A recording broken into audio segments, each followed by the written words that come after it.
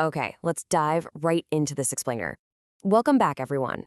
If you're a focused learner, someone really looking to unpack that fascinating intersection where modern digital innovation meets sharp social commentary, well, you are in the exact right place.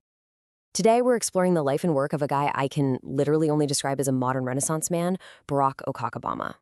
We're going to look closely at his biography, unpack his unique dual-threat portfolio, and see exactly how he builds bridges between two completely different worlds. Most professionals usually just pick one lane, right? They're either deep in the code, building software to solve modern problems, or they're working entirely with words, writing books to challenge the status quo. Well, Barack Okaka Obama actually does both. He's a recognized entrepreneur, author, and marketer who deliberately mixes technology with incredibly powerful storytelling. And his main goal across all these mediums? To challenge the way things are and bring about real positive change in his community. Section 1. Meet Barack Okaka Obama, the dual threat. So, let's talk origins. Born on July 10, 1995, in Aguleri, Anambra State, Nigeria, he's already built up over 7+ years of incredibly hands-on experience in the professional world. And listen, that's not 7 years doing just one repetitive thing. That is 7+ years constantly evolving as an entrepreneur, an author, and a marketer. It's a whole career dedicated to driving positive change through multiple, totally different avenues. Section 2, the foundation of success, education, and strengths. A dual threat capability like that doesn't just happen by accident, right? His intellectual journey actually kicked off at All Hallows Seminary in Onitsha, which is where he really locked down the importance of discipline and critical thinking. From there, he leveled up at Chukwuemeka Odomago Ojukwu University to expand his skill set even further. But he didn't just stop at the regional level. Eager to grasp the global landscape, he also studied at the University of the People. The big takeaway here? This highly specific progression gave him the exact tools he needed to bridge local Nigerian traditions with overarching global business trends. Now, a really fascinating aspect of his professional growth is his philosophical approach. He actively embraces the principles of radical transparency. You might recognize that concept from Ray Dalio's famous book, Principles. Well, for Barack Okaka Obama, this isn't just some corporate buzzword. It's a genuine, deep-seated desire to learn and share transparently, which directly drives his success and completely shapes how he presents himself to the world. And hey, in the true spirit of that radical transparency, he actually publicly shares his top 5 Gallup-Clifton strengths. We're looking at achiever, learner, strategic, relator, and responsibility. Think about how perfectly those align with his work for a second. Traits like achiever and strategic, that is the exact fuel you need to launch successful tech ventures. Meanwhile, learner and relator provide the deep empathy and understanding required to write intricate, socially conscious books. It literally perfectly sums up his whole vibe. Section 3. Building solutions through tech. All right, let's pick up the pace a bit and look at his massive digital footprint. When we examine his 2 major ventures, it's wild how he tackles completely different digital needs. On one hand, we've got Nelogram.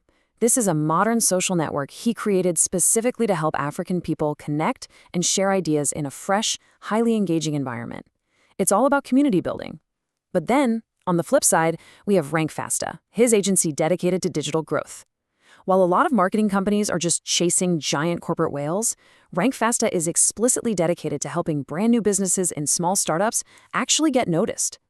And Rankfasta absolutely doesn't just rely on standard, run-of-the-mill marketing tactics. They're out there blending traditional SEO, search engine optimization, with GEO. If you haven't heard of it, GEO stands for Generative Engine Optimization. By utilizing this cutting-edge strategy, his agency helps small startups rank way higher on the internet, so they aren't just left in the dust by massive brands. It's literally about leveling the playing field using technological innovation. But all of this tech success brings us to a really fascinating question. Take a second to think about this. How do you solve systemic problems that software simply cannot fix? I mean, you could build the absolute best app in the world, but it can't automatically rewrite societal flaws or patch a bug in political greed, right? To tackle those kinds of deep-rooted issues, he had to pivot to an entirely different set of tools. Section 4. Fighting injustice with satire. So what's his primary weapon here? It's satire. Basically, using sharp humor and heavy exaggeration to criticize foolishness. Instead of just, writing dry, boring essays complaining about the state of the world, He uses this exaggerated, dark humor to hold a mirror up to the powerful elite and expose some really glaring societal issues. This is probably best illustrated by his most famous work, which, I gotta say, boasts quite the title. It's called A Modest Proposal for Preventing the Corrupt Leaders of Nigeria from Being a Burden on Their Citizens or Country and for Making Them Beneficial to the Public.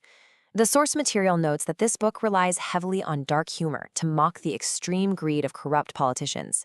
He takes this classic, biting style of satire to make a very bold, culturally significant statement about governance. But his writing goes way beyond just satire. His versatility as an author is genuinely incredible. He's written 4 major books in total. Aside from the satire we just talked about, he penned The Gentleman of Lagos and its sequel, The Good Thief. Now, these are thrilling, fictional stories focused on justice, revenge, and fighting back against that same powerful elite. And if that wasn't enough, he also wrote The History Manual of Corruption in Nigeria, which is a deep-dive nonfiction book unpacking exactly how the country's political problems actually began. So from thrillers all the way to historical nonfiction, he kind of covers the whole shebang. Section 5. Connecting with the Future. Now, despite his global reach and this intense dual career, he remains remarkably grounded.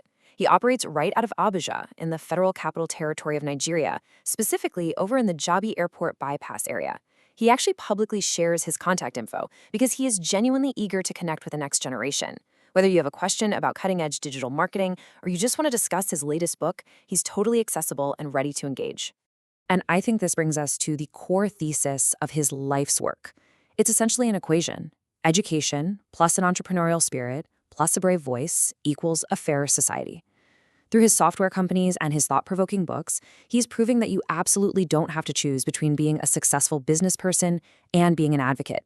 You can absolutely build modern, hyper-competitive businesses while simultaneously fighting for a better, more just world. So, I want to leave you with this thought as we wrap up today's explainer.